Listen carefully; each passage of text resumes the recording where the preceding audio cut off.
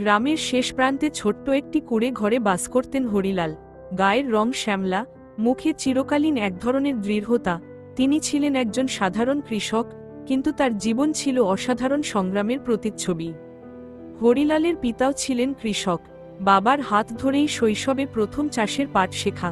ছোটবেলায় খেলাধুলার সময় বা স্কুলের ফাঁকে ফাঁকে মাঠে গিয়ে বাবার পাশে দাঁড়িয়ে হাল ধরা, গরুর পেছনে হাঁটা কিংবা সেচের পানির ব্যবস্থা করা, এসবই যেন তার ছেলেবেলার অংশ হয়ে দাঁড়ায়। বয়স যখন 20, তখন বাবার মৃত্যুর পর পুরো সংসারের দায়িত্ব এসে পড়ে হরিলালের কাঁধে। মা, 2 ছোট ভাই আর অপ্রতুল জমি, সব মিলিয়ে শুরু হয় কঠিন বাস্তবতার সঙ্গে সংগ্রাম। জমি বলতে ছিল মাত্র 3 বিঘা, যেটা দিয়ে বছরে 2 বার চাষ করা সম্ভব, তাও আবহাওয়া ভালো থাকলে। প্রথম দিকে হরিলাল অনেক চেষ্টা করেও সঠিক ফলন পেতেন না। বর্ষায় ক্ষেত ডুবে যেত, খরায় ফাটে জমি, কীটনাশকের অভাবে গাছের পাতা ঝরে পড়ত। তবুও তিনি হাল ছাড়েননি। স্থানীয় কৃষি কর্মকর্তার সঙ্গে যোগাযোগ করে আধুনিক কৃষি পদ্ধতি সম্পর্কে জানতে শুরু করেন। ধীরে ধীরে হরিলাল শিখে নেন কিভাবে ফসলের সঠিক বীজ বাছাই করতে হয়, কখন সার দিতে হয়, কিভাবে মাটি পরীক্ষা করে প্রয়োজন অনুযায়ী চাষ করতে হয়। গ্রামের অনেক কৃষক যেখানে পুরনো অভ্যাসেই আটকে ছিলেন, হরিলাল সেখানে ছিলেন এক ধাপ এগিয়ে। একবার তিনি সাহস করে গমের পরিবর্তে সবজির চাষ করেন।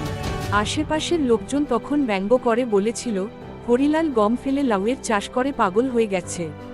কিন্তু কয়েক মাস পর দেখা গেল তার ক্ষেতের টমেটো, লাউ, শসা বিক্রি করে সে যা আয় করেছে, তা গম বিক্রির প্রায় দ্বিগুণ।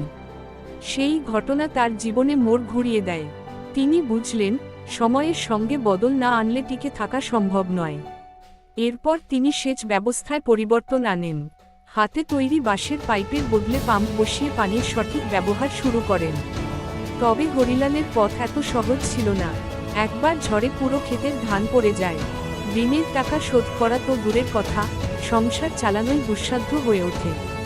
গ্রামের মহাজনের কাছে আবার ঋণ নিতে হয়, সুদের বোঝা চেপে বসে। এই সময় তার স্ত্রী মিনা পাশে এসে দাঁড়ান। বললেন, এত বছর তুমি একা লড়েছ, এবার আমরা সবাই মিলে লড়ো। এরপর মিনা বাড়িতে হাঁস মুরগি ও গরু পালা শুরু করেন। তার ছেলেরা স্কুলের পরে বাবার সঙ্গে জমিতে কাজ করতে শুরু করে। পরিবার যেন একটি ইউনিট হয়ে ওঠে, যার মূল চালিকা শক্তি ছিল একতা ও পরিশ্রম। কয়েক বছর পর হরিলাল স্থানীয় কৃষি প্রদর্শনীতে অংশগ্রহণ করেন এবং সেরা কৃষক হিসেবে পুরস্কার পান। তার গল্প পত্রিকায় ছাপা হয়, টেলিভিশনেও আসে। তাতে যেমন সম্মান আসে, তেমনি আরও বড় সুযোগও। সরকার থেকে কৃষি লোন মঞ্জুর হয়, নতুন যন্ত্রপাতি কেনা সম্ভব হয়। হরিলাল তখন গ্রামের অন্য কৃষকদেরও সঙ্গে নেন। নিজে একটি ছোট কৃষি প্রশিক্ষণ কেন্দ্র গড়ে তোলেন, যেখানে তিনি অন্যদের আধুনিক চাষাবাদ, পোকামাকড় প্রতিরোধ, মিশ্র ফসল চাষের পদ্ধতি শেখান। তার জীবনের সবচেয়ে বড় অর্জন ছিল গ্রামের তরুণদের কৃষিকাজে আগ্রহী করে তোলা। যেখানে আগে সবাই শহরে পালাতে চাইত, সেখানে এখন অনেকে বলে, হরিলাল কাকা যেভাবে করেছে, আমরাও তেমন হতে চাই। সময় গড়িয়ে যায়। আজ হরিলালের বয়স 60-এর কাছাকাছি। ছেলেরা এখন তার দেখানো পথে আধুনিক কৃষিকাজ করছে। একসময় যাকে সবাই সাধারণ কৃষক বলে জানত, এখন সে একজন পথপ্রদর্শক, একজন অনুপ্রেরণা।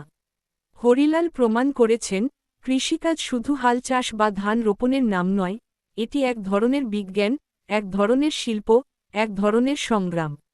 আর এই সংগ্রামে সাহস, ধৈর্য আর জ্ঞানই হল সবচেয়ে বড় অস্ত্র।